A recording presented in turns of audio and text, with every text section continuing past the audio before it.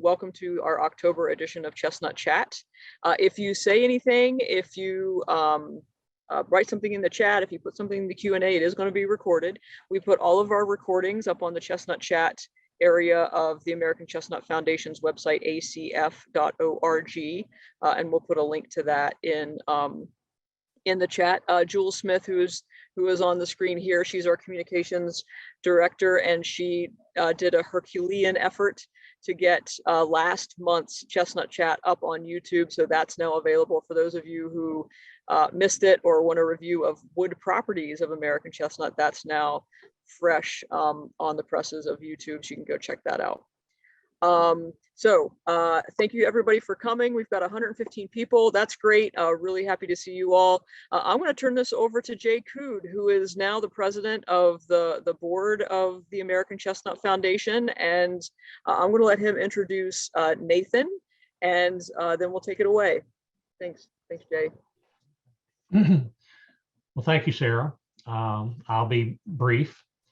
I'm certainly pleased to introduce this session of the Chestnut Chat. TACF and our members have worked very hard for the last 35 years to accomplish our mission, restore the American chestnut. We've learned a lot. We've moved the ball down the field toward the goal. And perhaps most importantly, we've kept the dream alive. We can now see that the rapidly evolving science of genomics will be a big part of our future. It's a tool that will help us develop the chestnut tree that is really suitable for restoration. So I believe it's important for all of us to have at least a basic understanding of genetics and how it can help us. Today's chat is a step in that direction. Sarah said, I guess before I close, I guess I have to acknowledge that one of our presenters and I share a last name. Yes, Nathan is my son. I'm not sure how frequently he admits that, but he has to today. I introduced him to chestnutters when I recruited him to join me at the annual meeting at Penn State 4 or 5 years ago. I told him he was coming to act as my translator because as a layperson, I knew I wouldn't understand a quarter of what was going on. For the last 5 years, Nathan has been dumbing it down for Dad ever since. So I didn't recruit Nathan for this presentation, but I think he'll do a great job for us because he's used to practicing on me. So without further ado, Nathan, it's yours. Thanks, Dad. And thanks everybody for inviting me today. I'm happy to be able to talk a little bit about genomics. See, does that look all right? Everybody see that okay? Looks good. Great. I'm Nathan Cude. In my day job, I'm a microbiologist and scientist at a company called Novozymes in Durham, North Carolina, where I look to develop products that are probiotics for plants, try to make farmers be able to grow more on their land. As my dad alluded to, I've been working with and involved in the Chestnut Foundation for several years now, and I sit on the Science and Technology Committee. I'm a microbiologist by training, so I got my PhD at the University of Tennessee in Knoxville. And I study bacteria, some of the more simpler forms of life. But as part of that, we do a lot of work in the field of genomics. So understanding how these organisms use their genome to guide all of their activities, all of the functions that an organism can do, we can tie it back to the genome. And so we're going to talk about that a little bit today and go through some of those basic concepts. And so with all basic concepts, we kind of have to start with some definitions. The first is a definition of what is a genome. It's the complete set of genetic material present in a cell or an organism. And so it's the DNA. It's the total DNA that you can find within a single organism. And then genomics is the branch of biology, the field of study where we look at and investigate the structure, function, evolution and mapping of genomes. So understanding how that DNA ties to what that organism is and what it can do. So with this presentation, I had a couple of goals in mind, some specific topics that I wanted to cover, specifically what is DNA? And then how does that tie into what we call the central dogma of biology? Then once we have that information, we can talk about how do you actually sequence a genome? And then once you have it, what can you do with it? So hopefully through the course of this presentation, we'll be able to cover that information and you'll know a little bit more about genomics. So what is DNA? Well, DNA stands for deoxyribonucleic acid. And so that's a long word. And, you know, with scientists, we don't like to say long words over and over and over again. So we use abbreviations. So you end up with something like DNA. We have a lot of abbreviations, and that can actually make it really difficult for people outside of the field to be able to, you know, penetrate through our language. But so hopefully I'll be able to summarize and give you some definitions for some more of these acronyms that we use. But the primary one that we're talking about today is DNA. And DNA has this classical structure that we've all seen before, the double helix. So we've seen icons and things like this, but what actually is that double helix? And where does it live within the cell? So in eukaryotic cells and in higher organisms like plants and animals, DNA is inside the nucleus of the cell. So a cell is divided up into different organelle, different little compartments that have different functions. And the function of the nucleus is to house the DNA. So it stays inside of that structure and is maintained through cellular functions. And like most of the things that we interact with on a day-to-day, you know, in our physical world, DNA is made up of atoms. It's a molecule. So it's a combination of atoms that make into a larger structure. DNA itself, of course, like has this double helix. When you see the icons, the very nice symmetrical double helix, that's a little bit of a simplification. DNA, it is a little bit kinked. It has a major groove and a minor groove. And it's made up of 5 different atoms: hydrogen, oxygen, nitrogen, carbon, and phosphorus. And these are the fundamental atoms that build the molecule that is DNA. And so DNA has this curved structure with pieces that go along the side and then rungs in the middle. And those rungs are what contain the information that we're interested in when we're talking about DNA. And it's made up of these different pieces, these different molecules that bind together, called pyrimidines and purines. And then we'll go into what those are a little bit more. But as I was saying, like, we like to do models. We like to, in science, we build models to help us understand and simplify really complex subjects so that we can dig in a little bit more deeply. So this is a model in itself here where we're showing where the atoms fit compared to each other. But we can simplify that model even further, and we can start looking at, you know, how do things bind together and interact. So if we take that double helix structure and we kind of unwind it and lay it flat, it kind of looks like a ladder with, you know, boards that go along the side and then rungs that go in between in the middle. So those boards along the side are made out of phosphate deoxyribose backbone. That's what this is called, these boards that support the DNA. And then the rungs of the DNA, as I was saying, this is where the information lives. This is where what we're really trying to get at when we're talking about genomics. These rungs are made up of 4 molecules: adenine, thymine, guanine, and cytosine. And these individual molecules are known as nucleotides. They're also called bases. And similar to DNA, we don't like to say those words over and over and over again, so we simplify them down to A, T, G, and C. And there's a logic to how these different bases are put together inside of DNA.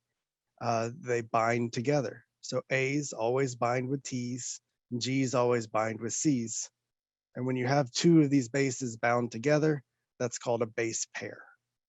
And when they bind together, they form the rung of the ladder that is DNA. And so now we have this kind of fundamental logic built into this system: A's with T's, T's with A's, C's with G's, and G's with C's.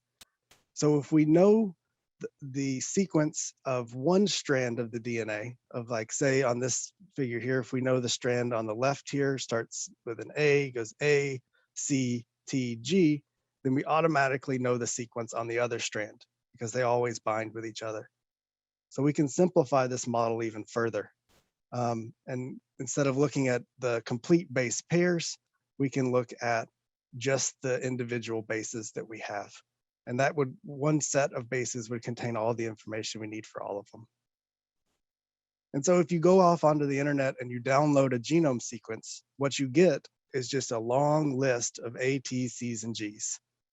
And that is the fundamental model of a genome that we use in genomics for computational work. So for work that we want to use on the computer, we have these long strands of DNA.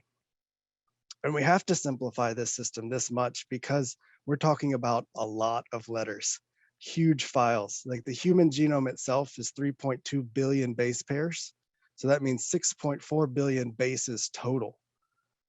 So if we simplify this and put it into a text file, we're still talking about a file that is, hundreds of megabytes, maybe gigabytes big.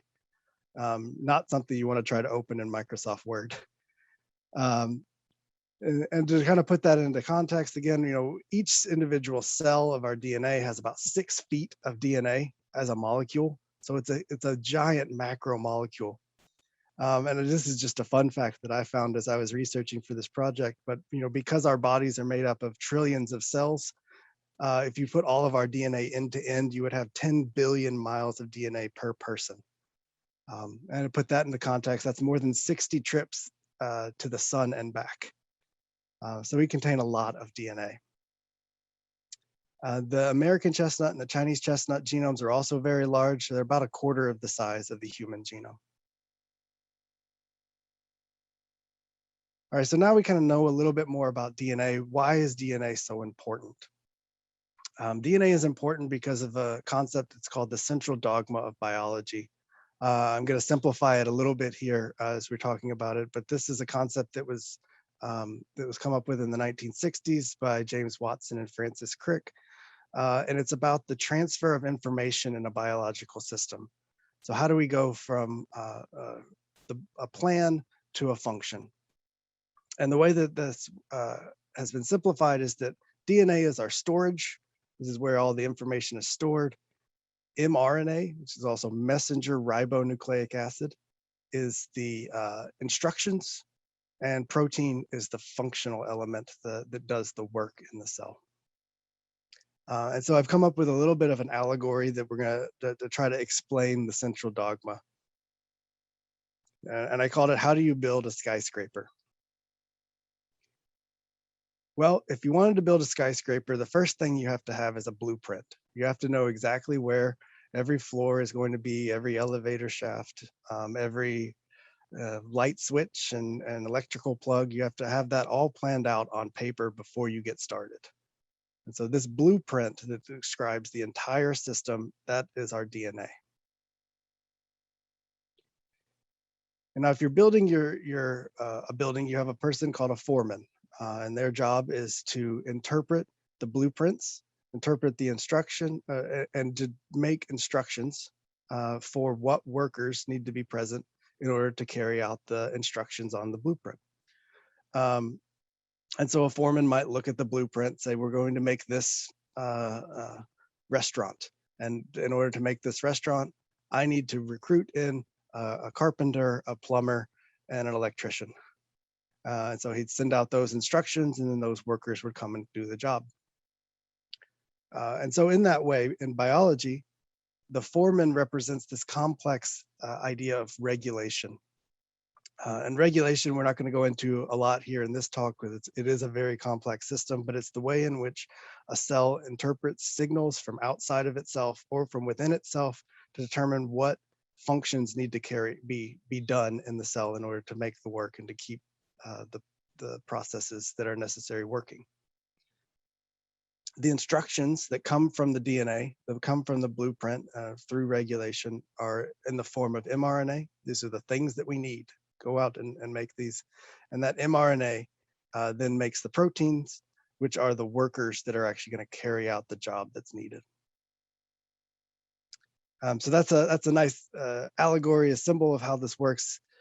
But that's just in one kind of compartment. If you're building a skyscraper, you're going to have multiple foremen that are going to work on different floors and make different things. So say one floor you want to have a restaurant, and another floor you want to have an apartment. They're all looking at the same set of blueprints. They all look at the same instructions, but they're looking at different parts of it. They're looking at the specific part for the floor that they're working on, and they're calling in workers to do the work specific for that floor.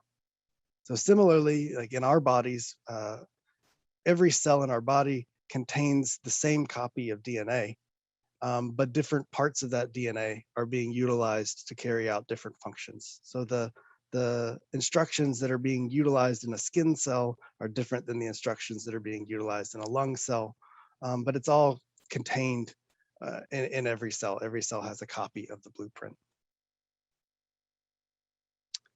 So how does this actually work? Of course, it's much more complicated than this sort of allegory that I've put together, but in general, what we have is a process called transcription. So through regulation, a part of a function is determined to be necessary, and so a part of the DNA is turned on. Like, we want this DNA to be utilized. And what happens is mRNA is transcribed. Transcription means basically to copy. A part of the DNA is copied into this messenger RNA molecule, which is very similar to DNA, and that piece encodes for a specific function.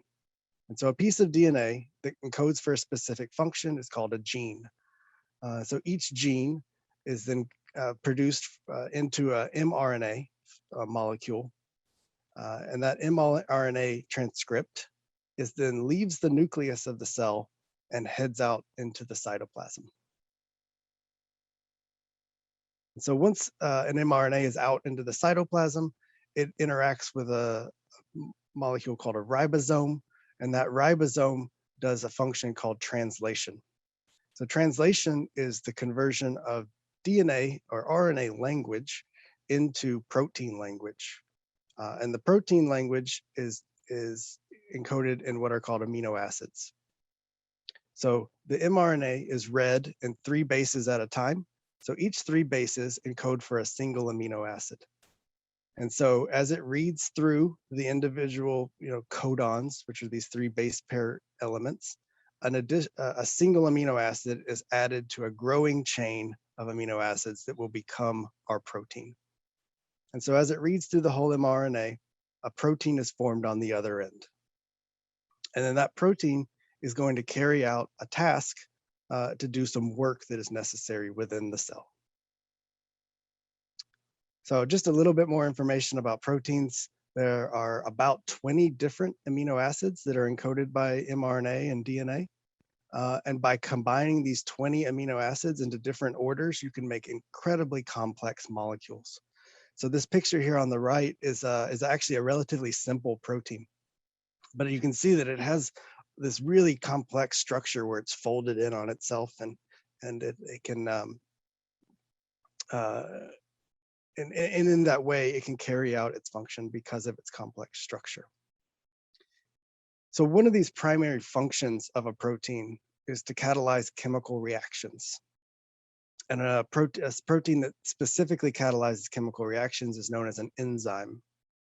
And so again, scientists love models to try to understand these complex systems.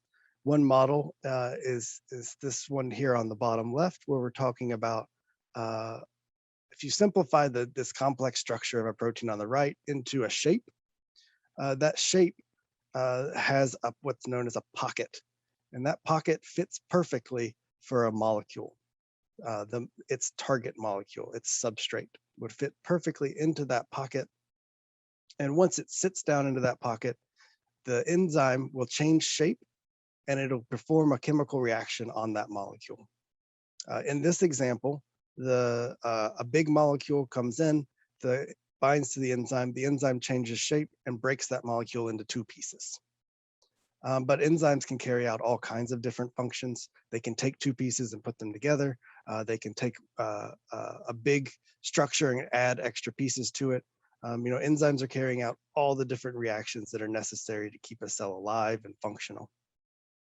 One big purpose for enzymes is to replicate DNA, is to copy DNA and prepare a cell for replication.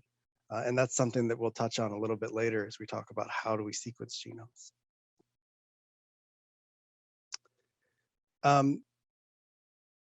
This is an overall simplification for how do we sequence genomes.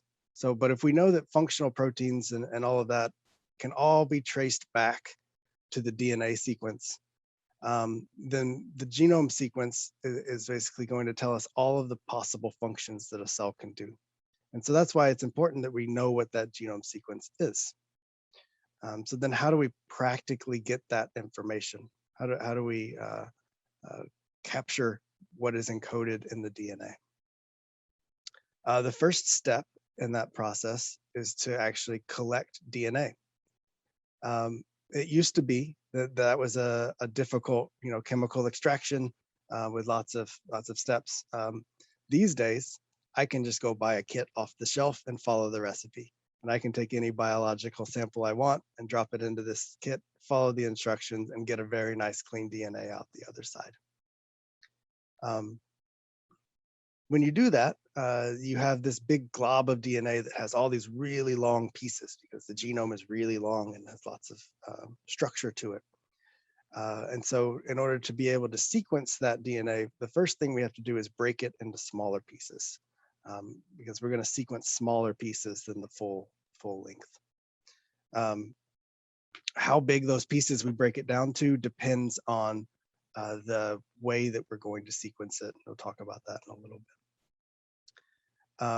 But once you've physically broken the DNA into little pieces, now we're transitioning from a chemical, like a molecule that we're working with in the lab, and we're transitioning into digital space. So we're converting a molecule sequence into a digital sequence that we can use on the computer.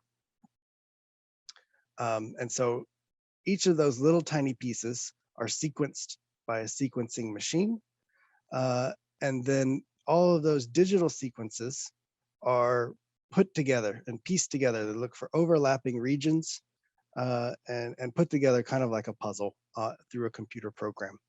And it aligns all of these pieces together that eventually then get collapsed down into your completed genome sequence. So this is a high-level summary of how this works. We'll go into a little bit more detail about the different ways that you sequence genomes. There are two major technologies or two major branches of DNA sequencing. The first is short-read sequencing. This is primarily done by a company with equipment produced by a company called Illumina. And then there's long-read sequencing. And there's two major companies in this space. The first is PacBio and the other is Oxford Nanopore.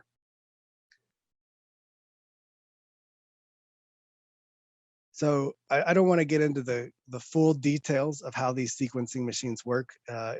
They're very elegant. They use a lot of really complex chemistries and also physical chemistry and lasers and things to figure out DNA sequencing. But I will touch on kind of a high-level summary of how this works. The first step is we've generated our small pieces of DNA. And in Illumina sequencing, you're going to physically attach that small piece of DNA to a surface. And once you've physically attached it to a surface, you can actually take the two strands and you can separate them from each other by having a high temperature. So you actually melt the DNA a little bit. So now you have a single strand of DNA without its base pairs standing straight up off of a surface. And as I mentioned earlier, enzymes carry out lots of jobs in the cell, and one of those jobs is replicating DNA. So you can use an enzyme to read the reference of one side and add on the complementary base on the other side. And this is how DNA is replicated in the cell. But one trick that this company figured out is that you can actually modify the individual bases and add a little tag to them that is fluorescent. So it has a color. So if you add a little color, a different color to each of those A, T, C's, and G's, then as the color changes, you can figure out what base has been added to the DNA strand. And in that way, you can read one DNA strand from the other. And so that's how this Illumina sequencing works. Each of those individual bases is a different color. And as they're added to the DNA strand, as it's replicated, the color changes. And a camera watches those spots. And as the color changes, it records what color it sees. And then it converts that information into a digital file that it then puts out as a T, C's, and G's in order. So it's a really cool technology, and it makes these really cool pictures like this one here on the right. This is just a small part of the whole system. And in fact, if you run it a full run of these, you end up with billions of these DNA reads, which is like short DNA sequences of about 200 base pair. And so from billions of those, that's how you get to your genome sequence. In the long read sequencing, they use some different technologies that are also really interesting and cool. Oxford Nanopore has this, I think it's particularly cool. They found an enzyme from a bacterium, and the job of that enzyme is to take DNA from outside the cell and to bring it inside the cell. They slurp it in like a noodle. And so they took that enzyme and they actually pulled it out of the bacterium and physically attached it to a membrane. And they can run a charge across that membrane, an electrical charge. And as this enzyme pulls the DNA through, that charge changes depending on which base is going through the little pore. And so they get this output that you see here where it's changing the voltage or changing the resistance, and they can record that and actually pull out DNA sequence from that information. PacBio uses a different system. I'd say PacBio system is relatively similar to Illumina's, although it has some technical changes that make it unique. It actually takes these wells, these like small wells where they've attached the enzyme that does the job of replicating DNA down to the bottom of the well. And they feed the DNA through there. And it similarly uses these fluorescently labeled nucleotides, and so it keeps track of how does the color change as each individual base is added to that chain, and in that way records that information. So both of these technologies are a little bit newer than the Illumina sequencing, so they're not as hugely high throughput as Illumina has made their systems, but they do end up generating hundreds of thousands of these reads, and in this case their reads average about 30,000 base pairs, but can go up over 1 million base pairs in length, which can be really useful to have that all run in one long order. So how do these technologies compare to one another? Short read sequencing, as I said, is more mature. It's been around for longer, and so it's highly accurate. It's been really optimized. The error rate is between 0.1 and 0.5%. So that's, it rarely makes a mistake when it's calling the color of that specific spot.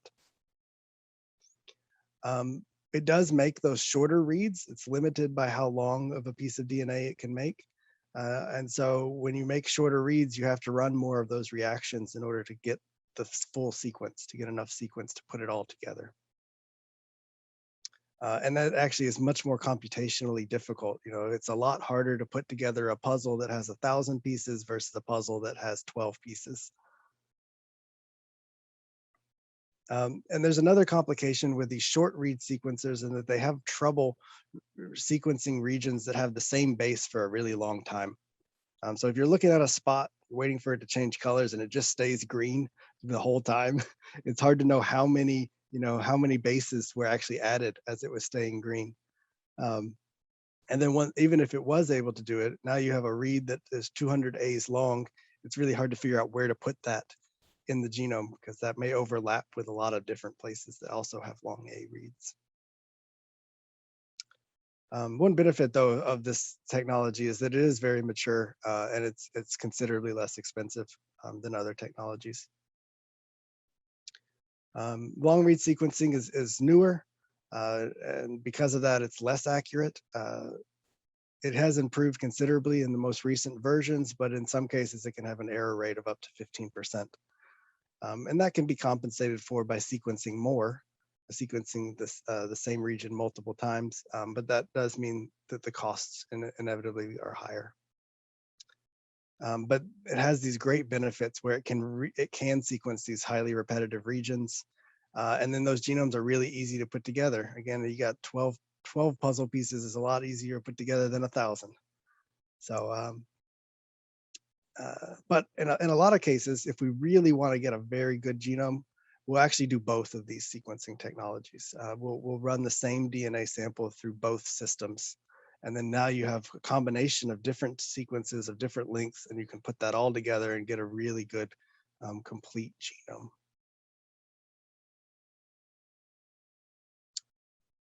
So a little bit more about quality of genomes. So this is can get a little technical when we're talking about how do we know if a genome is good or not, and that really comes down to the quality. Poor quality genomes can lead to bad data and bad assumptions and frustrated scientists. Maybe I was talking from personal experience, but you can get this data can lead you in wrong directions if you have poor quality data. Generally speaking, the quality of a DNA sequence is related directly to the amount of sequence that you have generated, and this is also called coverage. So the figure that I put there on the right was this is the SARS-CoV-2 genome that was sequenced in January of 2020, rapidly after it was first discovered. And what you have along the top is the completed consensus genome, so everything put together. And then along the bottom here, each one of those little colored pixels is a single read from a short read sequencing machine. And you can see how the computer has put all those reads together to assemble it into pieces. And some of these regions have really high coverage. So you see at the beginning here, you have lots of reads, independent reads that have sequenced that same region multiple times. So that has high coverage. Sometimes over 100 times we've sequenced that same region. But other regions have more gaps, areas with lower coverage. So maybe this region just, by chance was not sequenced as well as other regions. And so it has lower coverage, and maybe you're a little bit less confident in that sequence at that point. And so actually what these researchers did is they combined this short read technology with longer read technologies and have now since made a very, very good SARS-CoV-2 genome that is comprehensive and has equal coverage across the whole thing. But these kind of problems with coverage can lead to some issues when you're trying to interpret your data. So what we're looking for when we want to put together a good genome, the first is contiguity, which means how much of this DNA is put together in big pieces. So when you put together the puzzle, how many of these little leftover pieces that you don't know where they go or do you have over here? That can be representative of a poorly sequenced genome. Completeness. So there are independent ways to figure out how big a genome is. And then you sequence it, and you want to make sure when you sequence it that it's about the same size as what you anticipated it to be. Otherwise, you might be missing big pieces. And then correctness. So how many times when you sequence the same place multiple times, how accurate is that? How certain are you that the bases that you've called at that position are the right ones, are the real ones? And this is all progressing very rapidly. Just in the 10 or so years that I've been working in this area, sequencing has vastly changed. Progress is going very quickly. And this graph on the left, you see all the time in presentations, the cost for sequencing a human genome is plummeting. We're down to about $1,000 for a whole human genome. Whereas the very first human genome that was sequenced in 2001 cost $1 billion. So we have rapidly seen advances in this technology, and new things are coming on the market all the time. And so it's important for folks that are in this field to stay on top of that, because a new thing could come on the field, come on the market, and change everything very quickly. In addition to sequencing technology, computational tools are developed all the time. And these increase what we can do with the genome sequence, what we can predict, how we can find the genes, and how we can find the predicted proteins based off of that sequence. And these are rapidly coming out as well. And it's important to stay on top of that, because something new could come out and it could really change your direction for your research. So that gets us kind of into this idea of what can we do with a genome sequence? Now I've got it, what can I do with it? Fundamentally, a genome sequence allows researchers to make new hypotheses to test in the lab. It's very rare that a genome sequence all by itself is a finding in and of itself, is a discovery. Sequencing is relatively easy now. It's now that you have the sequence, you have to be able to do something with it. And by looking through the genome and using these tools, we can develop new hypotheses that we want to dig into in the lab. And this is all done computationally. This is all done on the computer. And this has a specific name in and of itself. It's called bioinformatics. It's sort of the overlap between computer science and biology. It's where we start taking these digital files that we've generated and making predictions from them that can then go be validated in the lab. So these tools let us do all kinds of things. They let us take just those A, T, Cs, and Gs and predict the genes that encode for specific proteins. Because we know the language of proteins, we can then take the DNA language and we can translate it into protein language. We can figure out what the protein sequence is of that region. And in some cases, we can take the protein sequence and predict what that protein can do. And then you take a whole bigger picture of the entire organism and say it can make all of these proteins. We have a better idea of what the complete functional capabilities of that organism are. We can also start getting at that really complex issue of regulation and look at specific regions between genes that control what gets turned on when and how. But there's still a lot of gaps. And I'd say a lot of those gaps are in that regulatory region, where these complex networks of turning on and off and figuring out what happens when is a very growing field that's still being explored today. So this is again rapidly changing, but there's a lot of different hypotheses that you could generate just by looking at a genome or comparing a genome between organisms. So I wanted to go through one quick example that I thought might be relevant to Jared's talk here in a little bit, but also relevant especially to the Chestnut Foundation. And this is this idea of comparative genomics and hypotheses you can generate with comparative genomics. Comparative genomics, as it sounds, is just the comparison of two different species, then the genomes of those species to each other. And you could look at the entire genome, or you could look at specific regions that you're really interested in. And so what a comparative genomic computer experiment might look like is you take the genome from one species and you line it up directly with the genome of a closely related species, and you try to look for what's different. So in this example, maybe you want to look at what's the same and what's different between the American or the Chinese chestnut. So you take the genomes of them and you line them up all over, and you end up with a list of differences. American chestnut has this gene that the Chinese chestnut does not have, or the American chestnut has this change in the DNA structure that the Chinese chestnut does not have. And that can narrow in your list on what you want to focus on when you're designing a lab experiment. you can start having much clearer hypotheses about where the differences are for, say, blight resistance or Phytophthora resistance, where those genes might live in the genome to help you build more accurate experimental design going forward.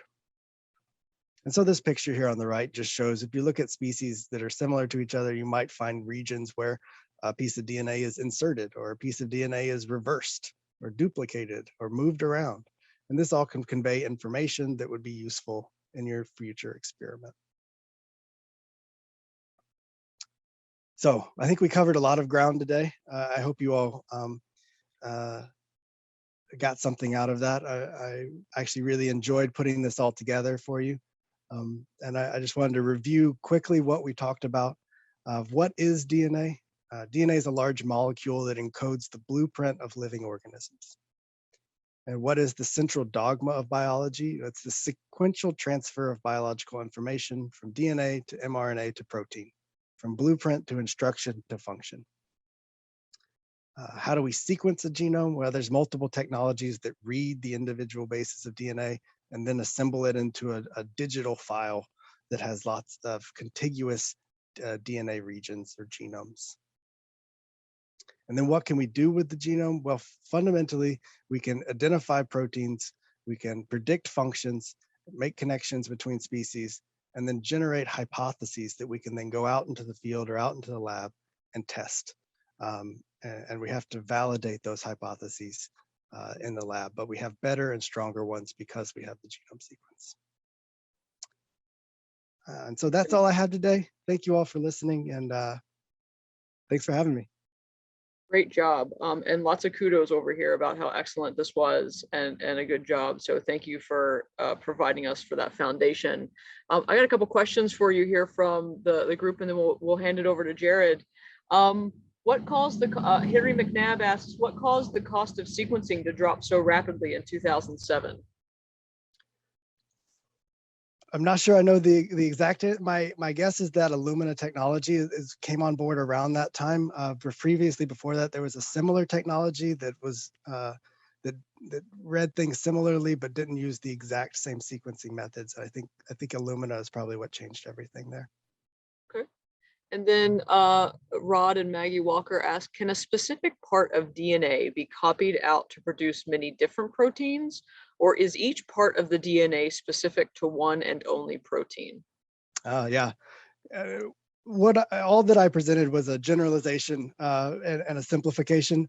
But yes, the pieces of DNA can encode multiple different things, especially in eukaryotic and viral systems. And so things can always get more complicated. But yes. Okay. Rod, a follow-up. Do we understand this well enough that we could, in theory, create novel or artificial DNAs and novel proteins, aka biological machines? In the basic sense, yes. People are already making synthetic enzymes based off of what we know about available enzymes. Then they can make their own new ones and from DNA sequences that don't exist in the world, in the wild. That's already being done. And in fact, people are making complex systems and trying to make synthetic organisms in a similar way, but mostly bacteria. Yeah. Cool. So Frank asked, hey, Frank, maybe I don't understand genetics. However, I have read that chestnuts have a lot of genetic variation. If we map the genome, are we capturing all of this variation, or do we just have one snapshot of many variations? If we only have one variation, how can we generalize this to all the genetic variants? I'm sure Jared has a great answer for that, but my top of the head guess was that yeah, if there's lots of genetic variation between lots of different organisms, which means we have to sequence lots of representatives. And I know Jared has some more to say about that. So, but that's a good short snippet. And final question for the moment from John: who or where are the active centers doing Chestnut genomics work? Jared, do you have an answer for that one? So we're working with the Hudson Alpha Institute of Biotechnology, which is in Huntsville, Alabama. and they're sequencing the genomes of the American chestnut. They finished that. And you can download the American chestnut genome online through this website called Phytophthora. They're also sequencing the Chinese chestnut genomes, and we have a couple of those that they're sequencing, and those are in progress. And then the other major center is at Virginia Tech. When you're talking about looking at the variation in the species, we've sequenced, once we have a reference genome, then we can go to a lot of American chestnuts from across the range and sequence those and align it to that reference and see how those particular trees are different than the reference genome that we sequenced. So that's ongoing as well. But that Virginia Tech and Hudson Alpha. All right, awesome. Well, Nathan, thank you so much. I really appreciate you sharing your expertise and time with us today. We'll turn it over now. I hope you can stick around. I bet there will be some more questions for you a little bit later. And with that, I'm going to turn it over to Jared, our Director of Science for the American Chestnut Foundation, to see how these things are put into application for the species of interest.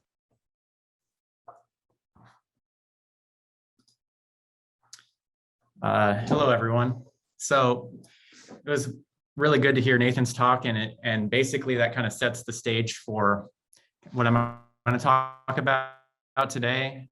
So there's been this revolution in biology. Now, we've seen that in the last few decades, the cost of genome sequencing has gone down exponentially. So we can actually read the genomes and kind of peer into what might be involved in, let's say, blight resistance or Phytophthora resistance in American chestnut and Chinese chestnut. And there's been a sort of second revolution in being able to make targeted changes to the genomes called genome editing.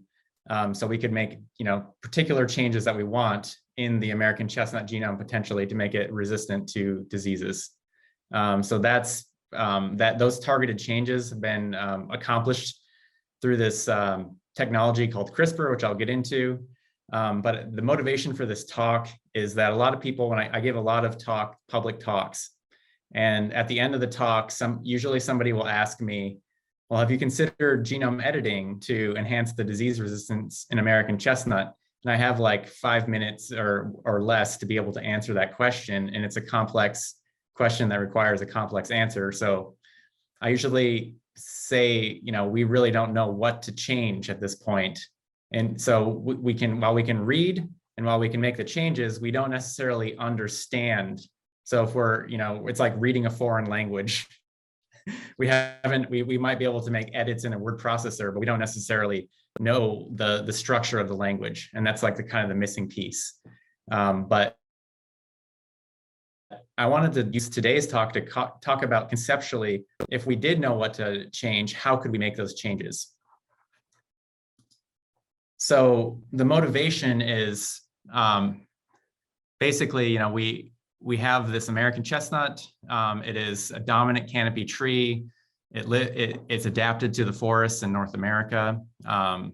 It's not resistant to chestnut blight. It's not resistant to Phytophthora. These are two diseases that have been introduced from Asia, whereas the Chinese chestnut is resistant to both of these diseases, but it's been bred for millennia now to be shorter in stature, to be an orchard tree, basically. So we want to be able to combine, take the disease resistance from Chinese chestnut, put it into American chestnut, but otherwise keep the tree similar in its growth characteristics, its ecological performance. So that's been the motivation of TACF for a long time. That was the impetus behind the backcross breeding program. And genome editing is just a way to do that in a more precise way than breeding. So this book, I'd recommend if you want to get a background into gene editing and how this whole technology was developed, which there's a Nobel Prize given to a couple researchers, one from Berkeley and one from France. Jennifer Doudna is the main researcher that's highlighted in this book, but it really gives you a context of the whole history of this technology. So easier to grasp than trying to read papers. You get the story of the researchers, so I recommend that. So how could we use gene editing? What would be the applications for American chestnut restoration? Of course, we already have a couple methods to improve blight resistance. One of the most promising thus far has been to insert this oxalate oxidase gene from wheat into the American chestnut genome. This is not gene editing necessarily in the sense of using CRISPR. This gene was put in via a bacterium that put that gene into the genome called agrobacterium. Well, if it's possible that, at some point in the future, we haven't really measured the resistance of these trees over a long period of time in a lot of environments. And when we breed this gene into multiple trees, so it may be possible that we will need to, at some point, improve upon the resistance conferred by oxalate oxidase. We could do that by breeding with our hybrid trees, gene editing, by adding or activating resistance genes from Chinese chestnut, or turning off genes that make American chestnut susceptible to blight. Those are two ways that we could potentially enhance resistance. So this is this is a picture of the Darling 58 tree that has recently gotten blight, and it seems to be fighting off the blight pretty well. But this is just to show you that this is a long process of evaluating the resistance. So we want to have multiple tools in our toolbox in case we need to make improvements. The other major disease that affects American chestnut is Phytophthora Cinnamomi. This disease kills American chestnut from the roots. It also affects a lot of other plants, like 5,000 plant species. It's one of the world's worst plant pathogens. And in our breeding program, we have some trees on the right in this figure that are resistant to this disease, and they're hybrid trees that inherited resistance from Chinese chestnut. They're backcross trees. And this resistance appears to be fairly simple genetically. There's two regions on this figure on the bottom here, is the regions of the genome that are correlated with resistance to this disease. So the taller peaks indicate that there's a strong correlation in these particular regions. And you see that this is a fairly simple genetic architecture amenable to potential gene editing. So how does gene editing compare to what we're doing now? It's I want to put this into context of what we're planning to do now. We're going through this regulatory process with the Darling 58 trees that have the oxalate oxidase gene. And we want to be able to, if the genetically engineered tree, the Darling tree, is deregulated, we want to be able to breed that gene into a lot of wild type trees, so we can capture diversity from the wild, and we can deploy the trees out into a wide area, so they'll be adapted to climate change and everything. We also have a lot of backcross trees in our program that inherited high percentages of their genome from American chestnut, 95% or more. When you breed in with a Darling tree with these high percentage American trees, you get trees that are basically essentially American chestnut. They may inherited a few percentage of their genome from Chinese chestnut, and they basically perform exactly like American chestnut. So we have a lot of the difference in these two buckets here. It's possible that we'll need to, if we need to improve on that disease resistance from Darling 58, we could breed with some of our backcross trees that had inherited some resistance from Chinese chestnut. So a little bit more Chinese characteristics, but they also have more resistance from Chinese chestnut. So that enables us to continue to improve the resistance. And of course, we have hybrids that have root rot resistance from Chinese chestnut. So we can breed in with this OXO gene with root rot resistant hybrids and get trees that have resistance to both diseases. So those are the current approaches. Now, this figure shows, this is where we have sequenced the American chestnut genome, and we've aligned the reads of our hybrid trees to that genome and figured out where in the genome the trees inherited genes from Chinese chestnut or American chestnut, or a combination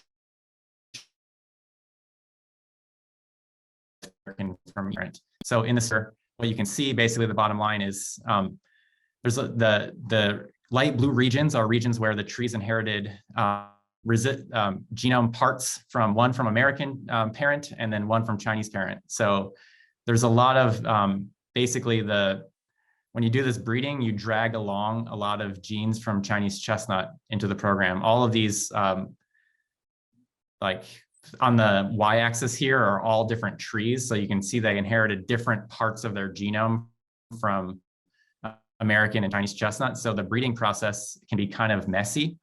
And with gene editing, if we knew precisely what kind of changes we could make, we could just make very precise edits at particular genes and not carry along all of this other genome parts from Chinese chestnut that are around those particular resistance genes that we're selecting. Now, on the other side of this, breeding, we don't necessarily need to know what changes to make. All we need to do is breed the trees together and select for resistance. So from a perspective of being able to generate trees for resistance, breeding will work. It just has this drawback of bringing along a lot of additional genes from Chinese chestnut that have nothing to do with resistance. So CRISPR, where did CRISPR come from? CRISPR is, what this stands for is clustered regularly interspersed palindromic repeats. That probably means nothing to you, but basically, in the early 2000s, researchers were sequencing the genomes of bacterial species, and they started noticing that these bacteria had these repetitive parts of their genome that were repeated in sort of these clusters in the genome. They're like, oh, that's an interesting observation. So then later on, people started looking at how do these sequences in these repeated regions or regions in between the repeated regions, which are called the spacer regions, how do they match up with other organisms? And they found that these regions, these spacer regions in between the repeated genomic regions of the bacteria are similar or the same sequences from viruses that infect the bacteria. So phages, these are viruses that infect bacteria, they kill like half. I was astonished to learn that these phages kill like half of the bacteria on the planet every day. So basically scientists they discovered that what the bacteria were doing was taking in these little segments of the genome of these viruses into their genome as a way to recognize the virus and be able to fend it off. So it's an immune system to viruses, and basically when these bacteria take up these viral sequences into their genome, they're able to target those whenever the virus is present in the bacteria. They're able to target that viral DNA and cut it up. So it makes the virus, it kills the virus. So it's an immune system. One of the major advances with using this as a gene editing technology is that basically people figured out, these researchers figured out that you could use you could take out the viral sequence from these particular regions of the genome and put in whatever you want to target as a way. So like we wanted to make a break in the Chinese chestnut genome. We wanted to make a cut in the genome. We could do it at a particular location by basically designing we would have like a particular sequence from Chinese chestnut we could put into this enzyme called Cas9 that is associated with these repeats in the virus. And this is basically a molecular scissors, then it cuts the DNA at particular locations. So what you can do with that is you can disrupt a gene and basically knock it out and make it non-functional. The other way, other thing you can do is make a cut in the DNA, insert, and also when you make that cut, you have regions of the genome that are genes that you could put in with the where that cut site was made. So like you're doing a cut and then you're pasting in a new gene into the genome. So basically what CRISPR is a molecular scissors to make targeted cuts in the genome. So how can you use this for improving resistance in American chestnut? With certain pathogens, we might be thinking of, we've been thinking about resistance in Chinese chestnut as sort of a function of the genes in Chinese chestnut. But what if we could think about it in terms of that the American chestnut has particular genes that make it susceptible to the chestnut blight? And can we actually turn those genes off and make the tree less susceptible? And there's a few trees that we know that have survived the original blight pandemic. We call them large surviving American chestnuts. Are these trees surviving because they have either a rare tree that has resistance, or are they surviving because they might have mutations in genes that make them less susceptible to blight? So if we could discover which genes are involved in the susceptibility, we could make a cut in those genes in other susceptible American chestnuts, make them non-functional so that they're less susceptible to blight. So one of the pros of this approach is we can definitely do this with the technology now with CRISPR. It's easy to make these targeted cuts, and it may not be regulated by the USDA. The cons are, do these susceptibility genes really exist? We don't really know. This is just a hypothesis at this point. And if we did knock these genes out, they might have some function in resistance to other types of pathogens. So they might, if we broke those genes, the chestnut tree might become susceptible to other types of pathogens. So there's potential trade-offs there, but it's very technically feasible with the technology we have now. Another approach that has been used with this CRISPR system is people have been figuring out that you could basically make the molecular scissors enzyme not make cuts anymore, but it can just simply bind to the DNA at particular locations in the genome. And you can add these embellishments to the particular molecular scissors, the Cas9 enzyme that attracts genes that are you're able to turn on genes. Basically, you're turning on transcription, as Nathan was talking about. So you have something that attracts the RNA polymerase that binds to the DNA and turns the gene on. And you can basically do a lot of changes at one time, where you could put in a lot of target a lot of different genes at one time and be able to change their expression in the tree. So, maybe the difference between Chinese chestnut and American chestnut in terms of why the Chinese chestnut is resistant and the American chestnut is susceptible is it's not able to turn on the right genes at the right time and the right amount.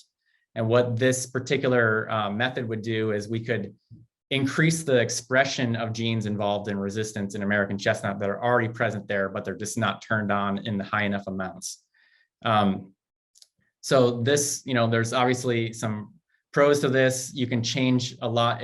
With chestnut blight, it seems to be a complex trait, a lot of genes involved. It might be possible to change the expression of multiple genes.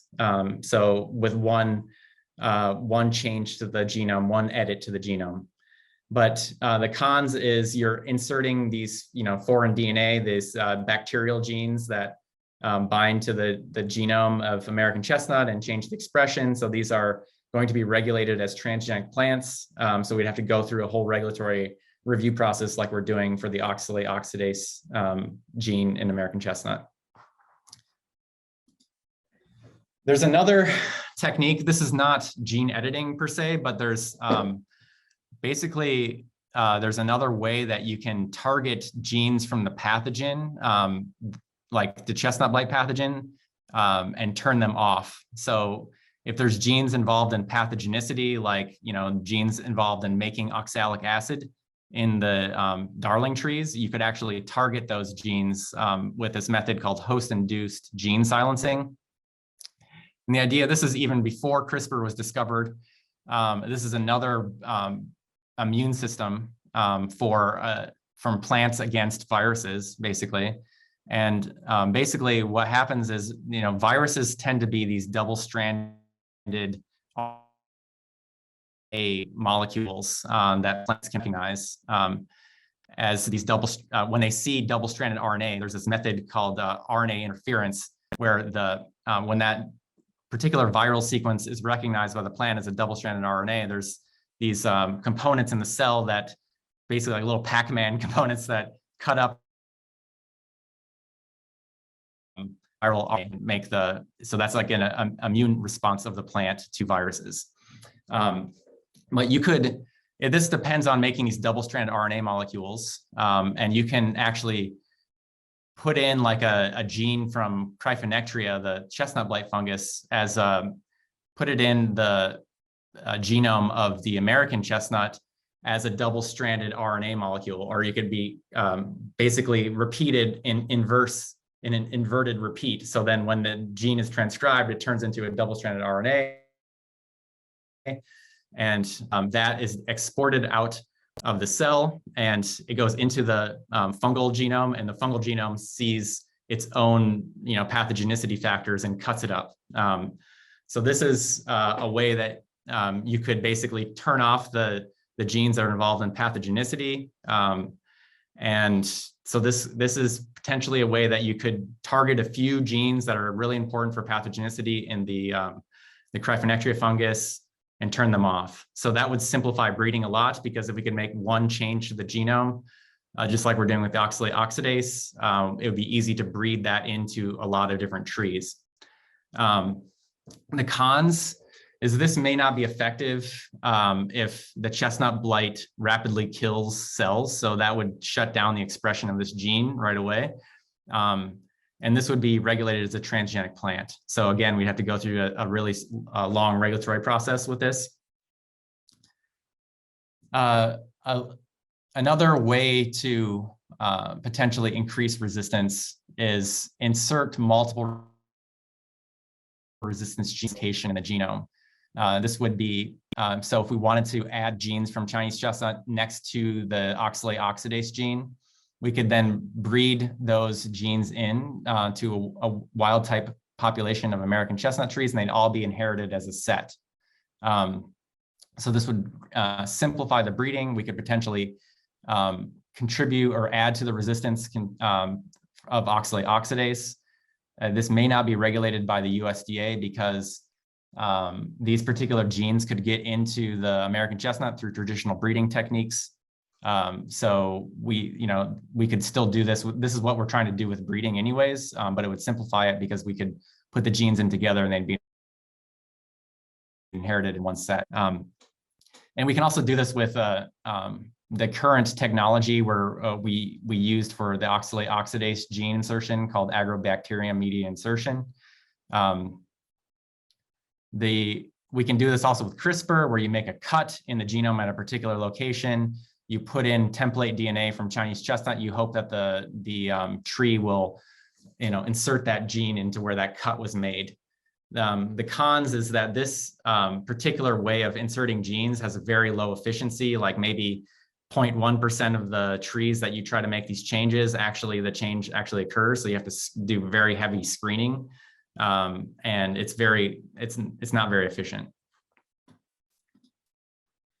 There's in the recent years, like as of 2019, the end of 2019, people have figured out very smart people figured out that you could do basically find and replace. So rather than just making a cut to the DNA, what these people figured out from the Broad Institute, from Harvard and MIT, is that you could make a little nick in the DNA and basically cut out the piece that you don't want. Like let's say it was a gene involved in susceptibility, or you wanted to make a change to the expression of the gene, or you wanted to make a change to the protein sequence of the gene. You could make a particular, just find the particular change you want to make, and then do this method called prime editing, which you actually just change the DNA at a particular location to the sequence that you want. And you could do this at multiple locations in the genome at one time. So you're basically just doing like a find and replace, and you could just take let's say, genes from Chinese chestnut we know that are involved in resistance, can like convert the American chestnut version of that gene to a Chinese chestnut version and make the trees resistance. Voila. So you can make multiple changes at once. It may not be regulated by the USDA because, again, this is something that could be hypothetically achieved with traditional breeding. The cons are you really need to have a detailed knowledge of the individual genes and the specific changes to make.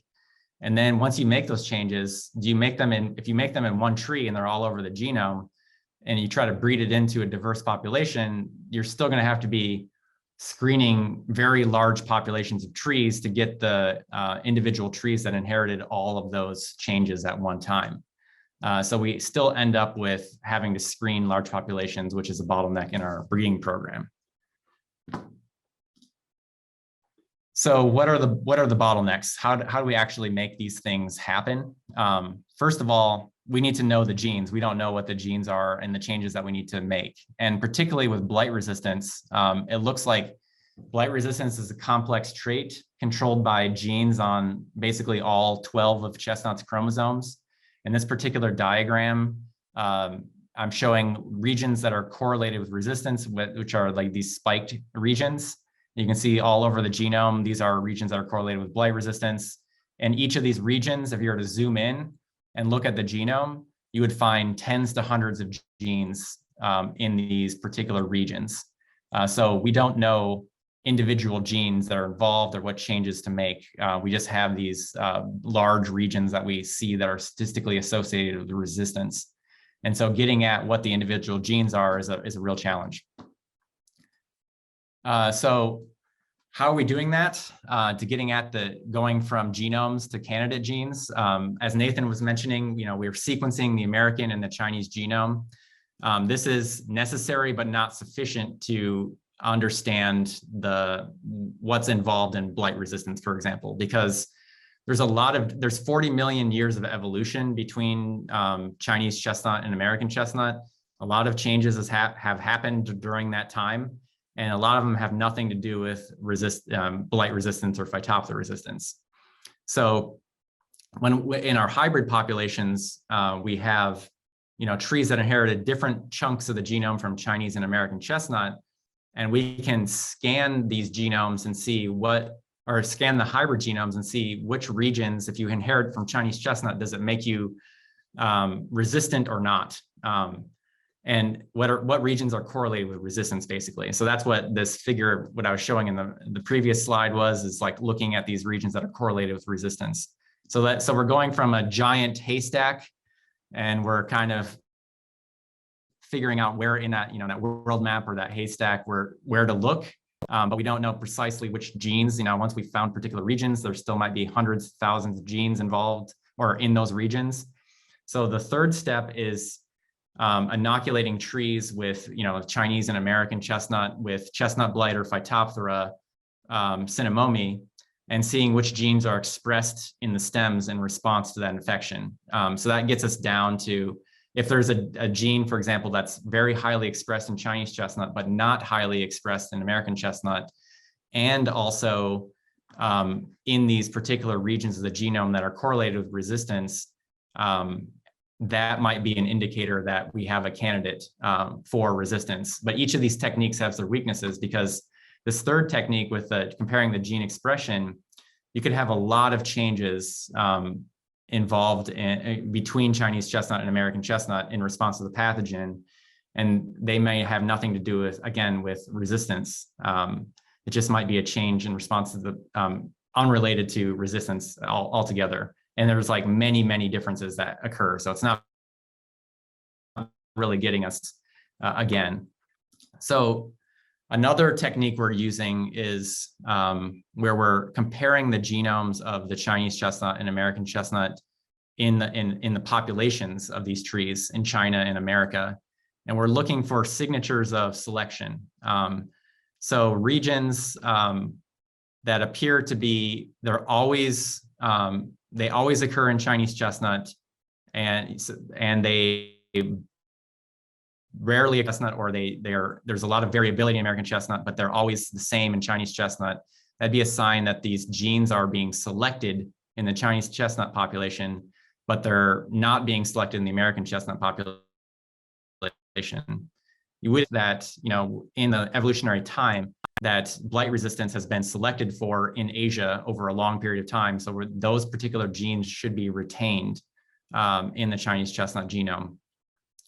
There's also another signature of selection where you see where there's very little variation in particular genes, like with Chinese chestnut, for example, where you're going to see very few, you're going to see a high frequency of rare alleles, not very, there's not a lot of changes in the genome that are of high frequency, and they're all very, all the little differences are very rare. That's a sign that there's very strong selection against changes at that particular region. The other thing to look for is whether when you make a change to a particular DNA sequence, does it change the amino acid sequence or not? And sometimes you can make a change and it doesn't change the amino acid sequence. That's called a synonymous mutation. And then there's some mutations that change the amino acid sequence, change the protein function. Potentially, those are non-synonymous mutations. And if you compare the Chinese and American chestnut genome, you can look for regions that appear to be non-synonymous mutation, like the ratio of synonymous and non-synonymous mutations. If there's like one gene that has a lot of non-synonymous mutations relative to synonymous mutations, that might be indicating that these particular genes are under selection in the Chinese chestnut, for example. So all of these, again, there's going to be a lot of regions that are going to be under selection in the Chinese and American genome that have nothing to do with resistance, just because the trees live on different continents. So we're looking for basically the overlap of all of this kind of lines of evidence to pinpoint candidate genes.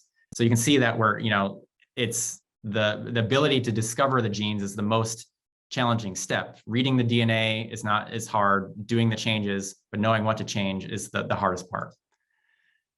So once we have our candidate genes, one of the things that we might, that's just correlation evidence, and it's not telling you exactly, that this particular gene's involved in resistance. So a way to tell if that gene's involved in resistance would be to go use CRISPR, for example, to make a cut in the gene in Chinese chestnut. And if you disable that gene with making that cut, does that make the tree more susceptible to blight? That would be a positive indication that that tree is actually involved in resistance.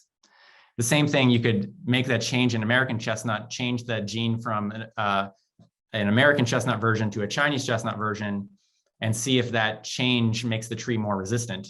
That's the final evidence to see if that particular gene's involved in resistance. So that's kind of what we're thinking. Once we've done all this gene discovery work, we want to be able to start making knockouts in Chinese chestnut and changes in American chestnut genome to see if that has any effect on resistance.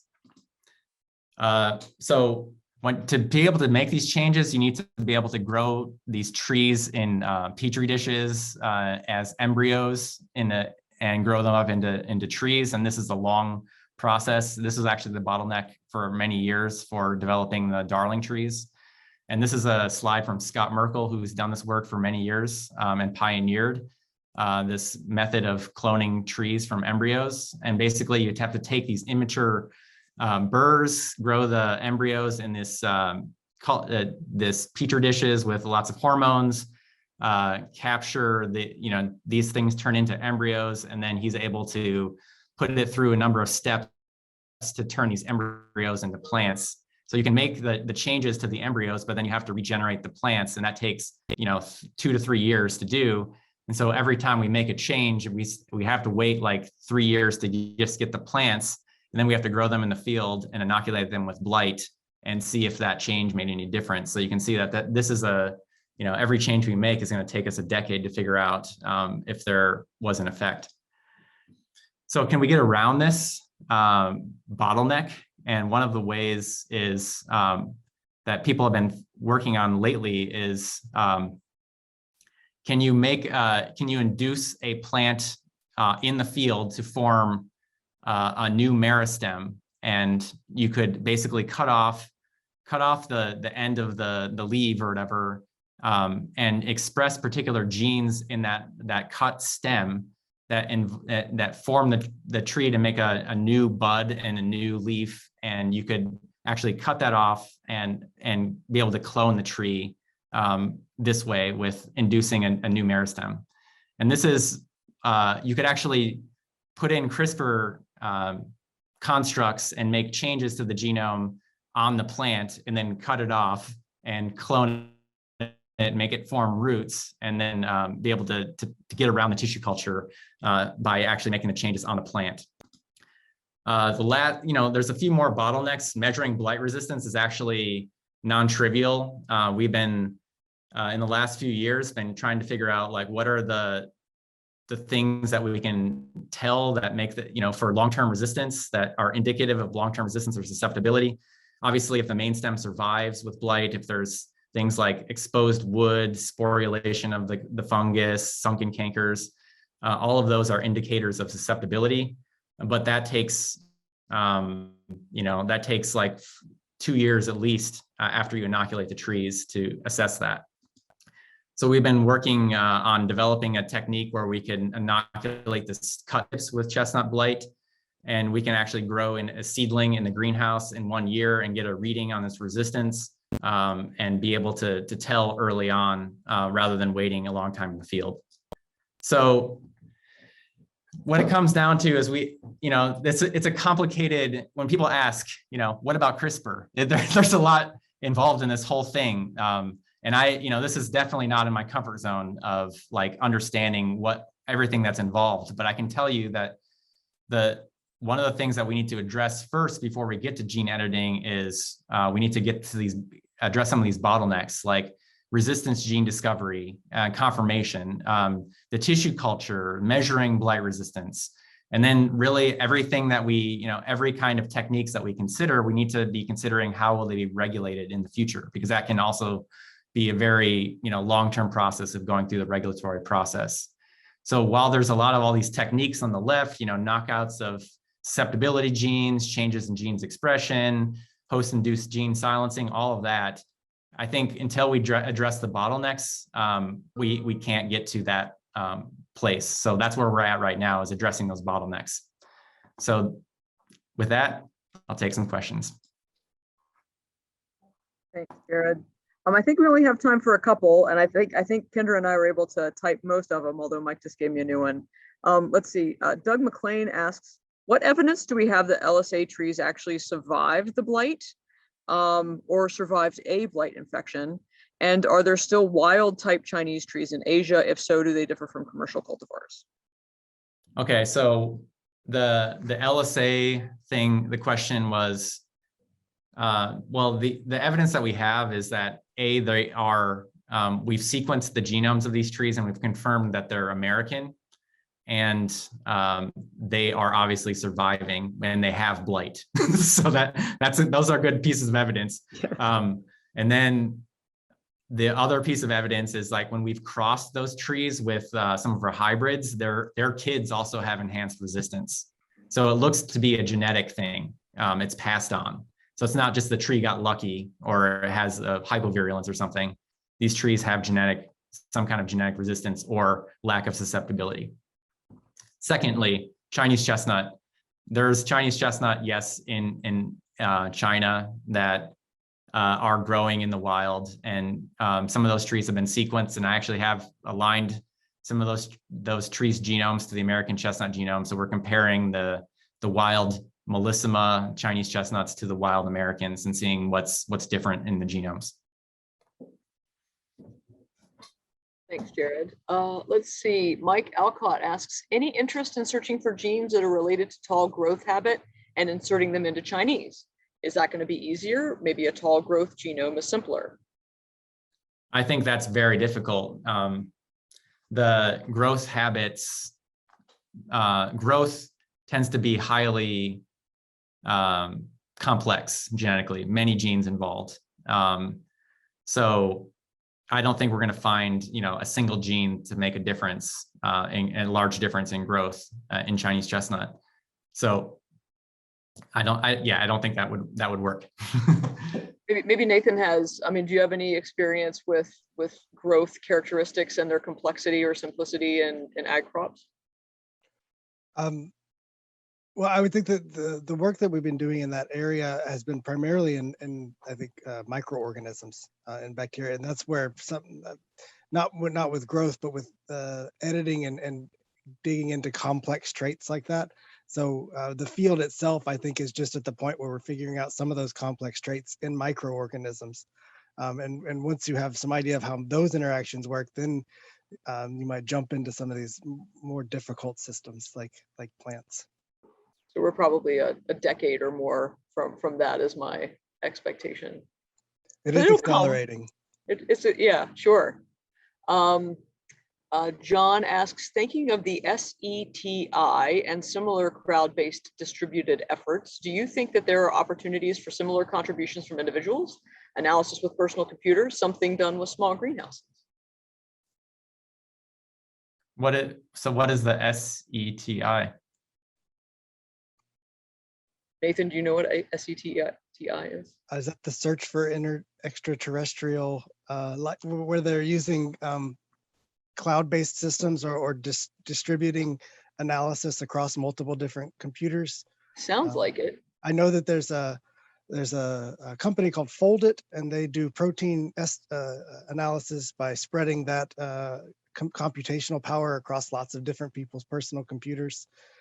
I think that is really advantageous when the bottleneck is computation, when we have so much data that we need a supercomputer to be able to process it. If that becomes the bottleneck for this system, then that could be somewhere we could look out to. I don't know that necessarily computational skill or computational power is the bottleneck for us right now. Yeah, if we could scan the genomes and look for differences again, and we could see a lot of differences, but we can't know a priori if those differences are important for resistance or not. So that, it's not computation. It's like a higher level of intelligence. It's like understanding, that we're lacking. So and he clarified his search for extraterrestrial intelligence. So Nathan, you were very close. And last question, we're over time, but I really want to know the answer to this. Is it one thing to change the DNA in one cell, but how do you get CRISPR to change all the cells in the plant? Or for some reason, do you only need to change one or a few cells? That's a good question. So that's why we start with the embryos. And we actually, if we wanted to make a change, we would do something like put in, if the change was made, we'd also like put in like another gene for like herbicide resistance or something. If that change was made, then you would have herbicide resistance also. And then you would basically put the embryos on an herbicide. And if they lived, or this would be like back, if they lived, then you would have you made the change. If they don't live, then the change was not made. So you have to do this starting with like embryo cultures or even single cells, and be able to grow up plants from single cells, and that's challenging. So that's why we start with these embryo cultures. But if we could do this like on the plant, like with a new meristem or something, and some way to be able to detect that we made the change, maybe with DNA sequencing, then that's another way we can go about it. Well, high hopes for the future and rapid advances in technology. Thank you, Nathan. Thank you, Jared. Next week, we're going to be talking about restoration. We are going to have a case study about restoration at a Disney World Preserve in Central Florida, and talk about how that can be, the knowledge gained there can be applied to our work in restoration. So if you're interested about on the ground restoration, how long it takes, how difficult it is, and how you overcome those roadblocks, next month's Chestnut Chat is for you. I hope to see you guys in November. And until then, have a great October and Halloween and everything in between. All right. Thanks, everyone. See ya. Thanks, everybody.